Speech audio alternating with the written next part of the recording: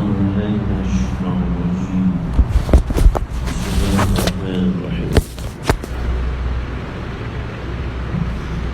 أفلم يدبروا القول أم جاءهم ما لم يأت آباءهم الأولين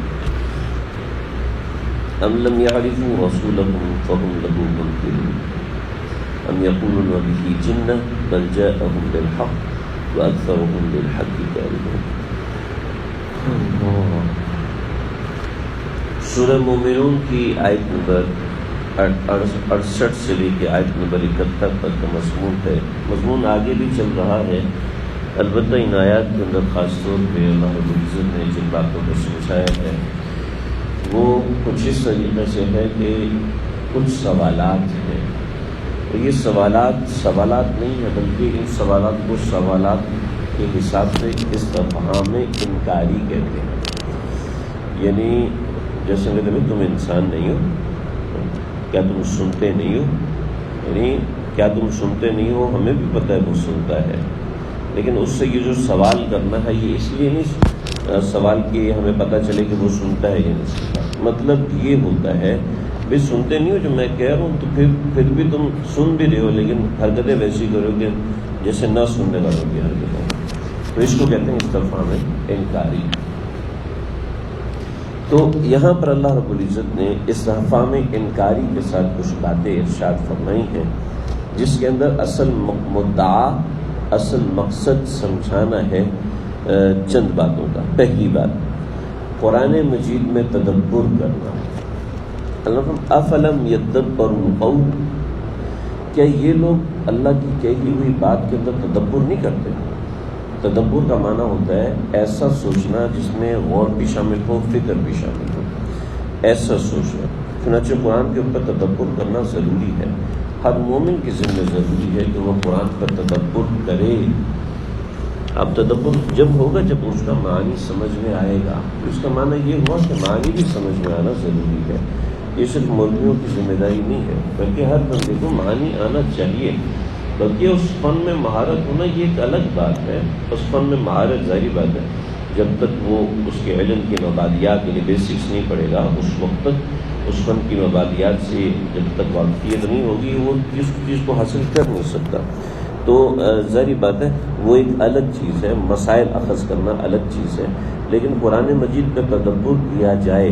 تدبر مثلاً یہ جیسے کہ قرآن مجید نے یہاں پر بتایا ہے کہ ام جاءہم ما لم یأت آباءہم الاولین، یا ان کے پاس ایک ایسی چیز آئی ہے جو ان سے پہلے لوگوں کے پاس نہیں آئی. مقصد اس بات کا یہ ہے کہ پہلے لوگوں کے پر بھی اللہ کے پیغمبر آتے تھے اور اس امت پر بھی اللہ کے پیغمبر آئے ہیں. تو جیسے پہلی امتوں پر اللہ کے پیغمبر آئے تھے انہوں نے نہیں مانا تو ان کے اوپر اللہ کا عذاب آیا. ایسے یہ امت اگر پیغمبر کی بات کو نہیں مانے گی، اس کے طریقے کو چھوڑے گی، تو اس پر بھی ویسے ہی معاملہ ہوگا.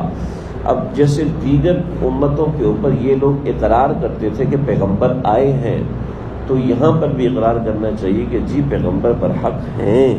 اور جیسے پہلی امتوں نے نافرمانی کی تھی اس بنا پر ان پر عذاب آیا تھا، ایسے اس امت پر بھی عذاب آ سکتا ہے. ایسا نہ ہو کہ ان کو جب عذاب کا کہا جائے تو یہ کہیں ام یقولون بہ جنہ، کہ یہ لوگ یہ کہیں کہ یہ تو کوئی مجنون ہے. ام لم یعرفوا رسولہم فہم لہ منکرون، یا دوسری بات یہ کچھ ایسا ہے کہ یہ رسول صلی اللہ علیہ وسلم جو ان کے پاس آئے ہیں یہ ان کو جانتے نہیں. ایسا نہیں، یعنی یہ لوگ پیغمبر صلی اللہ علیہ وسلم کو جانتے ہیں جو کہ بالکل برحق ہے، بالکل سچے ہیں. اس کے باوجود یہ لوگ انکار کر رہے ہیں. یعنی دوسری باتوں میں کہہ رہے ہیں کہ یہ بالکل سچے ہیں، لیکن شریعت و دین کے مسئلے کے اندر یہ لوگ کہتے ہیں غلط ہے. تو اس کا معنی یہ ہے کہ اس مسئلے کے اندر خود کوئی ایسی لالچ ہے، کوئی ایسی چیز دماغ میں شامل ہے جس کی وجہ سے یہ لوگ حق بات قبول نہیں کر رہے. ورنہ رسول کو بھی جانتے ہیں، کلام بھی معجز ہے اور کلام میں دیے گئے دلائل بھی بالکل صحیح ہیں. پھر انکار کرنے کی کیا وجہ ہے؟ کوئی وجہ نہیں ہے. چنانچہ جب کوئی وجہ نہیں ہے تو اب کیا کیا جائے؟ اب یہ کہا جائے کہ یہ جو پیغمبر ہے نا، یہ تو کہہ رہے ہیں یہ اصل میں وحی الہی کی وجہ سے عجیب باتیں نہیں کر رہے، بلکہ جیسے پاگل لوگ کبھی کبھی عجیب باتیں کرتے ہیں اور انسان حیران رہ جاتا ہے، تو ایسے ہی پیغمبر بھی نعوذ باللہ من ذالک ایسی باتیں کرتے ہیں۔ ام یقولون بہ جنہ، کیا یہ لوگ یہ کہتے ہیں کہ ان کو تو مجنون ہے؟ اللہ کہتے ہیں کہ نہیں، ایسی بات نہیں ہے، بل جاءہم بالحق، بات یہ ہے کہ پیغمبر ان کے پاس حق بات لے کر آئے، وَأَكْثَرُهُمْ لِلْحَقِّ كَارِهُونَ، اور ان میں سے جو اکثر ہیں وہ حق بات سے کراہت کرتے ہیں، حق بات سے بھاگتے ہیں۔ چنانچہ انسان کے ہدایت سے ہٹے ہونے کی سب سے بڑی علامت یہ ہے کہ وہ حق بات کا انکار کرتا ہے۔ حق بات کیا ہے جی؟ آپ بھی بات کہتے ہیں وہ بھی حق ہوتی ہے، میں بھی کہتا ہوں وہ بھی حق ہوتی ہے، فلاں کہتے ہیں وہ بھی حق ہوتی ہے، فلاں بھی کہتے ہیں وہ بھی حق ہوتی ہے، سارے ایک دوسرے کے خلاف ہیں۔ حق بات وہ ہے جو کہ قرآن نے کہی ہے، یعنی یہاں پر مراد شرعی مسائل نہیں، یہاں سے مراد عقائد ہے جو کہ قرآن مجید میں مشترکہ ہیں کہ اللہ کے پاس حاضر ہونا ہے، اور دیگر وہ احکامات ضروری ہے جس کا کوئی بھی انکار نہیں کرتا۔ لو اتبع الحق اهواءهم لفسدت السماء، اللہ کہتے ہیں کہ ان کا یہ ایک مطالبہ ہے، وہ یہ ہے کہ اگر آپ بالکل برحق پیغمبر ہیں تو ٹھیک ہے، ہم مانتے ہیں آپ برحق پیغمبر، بس آپ ایک کام کریں۔ کیا کام کریں؟ اب ایسا کریں مکہ کے سارے پہاڑ ہٹائیں اور یہاں پر گندم اگ جائے، یہاں پہ زمین نرم ہو جائے، ہموار ہو اور اس میں گندم ہوا کرے۔ تو اللہ فرماتے ہیں کہ دیکھیں اگر ہم ان کی عقل پہ چلیں گے اور ان کی بات مانیں گے تو وَلَوِ اتَّبَعَ الْحَقُّ، اگر حق ان کی بات مانے، اہواءہم، ان کی خواہشات کی، تو لفسدت الارض لفسدت السماوات والارض، تو زمین اور آسمان میں فساد پھیل جائے گا، زمین آسمان میں فساد پھیل جائے گا۔ انسان کی عقل اتنی نہیں ہے کہ وہ کائنات کے نظام کو چلا سکے۔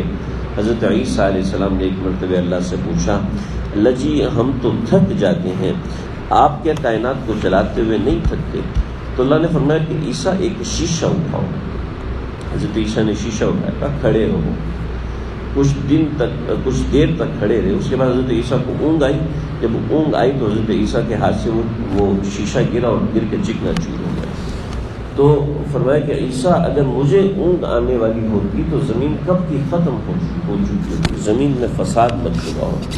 ایسی اگر دنیا کے تمام فیصلے انسان کی مرضی کے مطابق ہونا شروع ہوتے، جی میرے والد کو نہیں مرنا چاہیے تھا، میرے بچے کی زندگی لمبی ہونی چاہیے تھی، اللہ نے اس کو 2 سال کی زندگی میں اٹھا لیا، میری تو روزی اتنی زیادہ ہونی چاہیے تھی کیونکہ میں اتنا محنت کش ہوں، اور فلاں کی روزی تو کم ہونی چاہیے تھی۔ اگر انسان کے ہاتھ میں معاملات آ جائیں، لو اتبع الحق اهواءهم، اگر حق تعالی شانہ ان کی باتیں ماننا شروع ہو جائیں تو لفسدت السماوات والارض، تو زمین اور آسمان میں ضرور فساد ہونے لگے گا، ومن فیہن، اور جو ان کے درمیان ہے ان سب میں فساد ہو جائے گا۔ بل اتیناہم، لیکن اس کے باوجود ان کی قدرت ہی نہیں ہے، لیکن یہ ضد کرتے ہیں کہ زمین آسمان کی جانب ہماری مرضی سے چلنا چاہیے، تو اللہ کہتے ہیں اس کا تقاضا تو یہ تھا کہ ان کے اوپر عذاب نازل کیا جاتا۔ اللہ کہتے ہیں نہیں، بل نہیں، ہم نے ایسا نہیں کیا، آتیناہم بذکرہم، ہم نے ان کے پاس نصیحت لے کر آئے، وہم عن ذکرہم معرضون، اور وہ اس نصیحت سے اعراض کرنے والے تھے، ان کی نیت ہی نہیں ہے کہ وہ کسی نصیحت کی بات کو سنیں، نصیحت کی بات کو سمجھیں۔ تو سمجھ لیں کہ یہ اہل باطل کا طریقہ ہے کہ وہ نصیحت کی بات نہیں سنتے، نصیحت کی بات نہیں لیتے۔ چنانچہ یہ معمول ہونا چاہیے کہ کم از کم دن میں 10 سے 15 منٹ کوئی چھوٹی موٹی دین کی بات ضرور سن لی جائے۔ اگر کوئی میسر نہیں ہے یا کوئی وقت میسر نہیں ہے جس میں علماء کی خدمت پہ حاضر ہو کے دین کی بات سن سکے، تو اپنے گھر میں کچھ تھوڑی بہت دین کی تعلیم کریں۔ کہیں ایسا نہ ہو کہ فہم عن ذکرہم معرضون، کہیں ایسا نہ ہو کہ ہم اللہ کے اعراض کردہ لوگوں میں شمار کیے جائیں، یعنی ایسا نہ ہو کہ اللہ رب العزت ہم سے اعراض کریں کیونکہ ہم اس کے ذکر سے اعراض کر رہے ہیں، ہم اس کے قرآن سے اعراض کر رہے ہیں، ہم اس کی احادیث سے اعراض کر رہے ہیں۔ اللہ تعالیٰ سے مسلم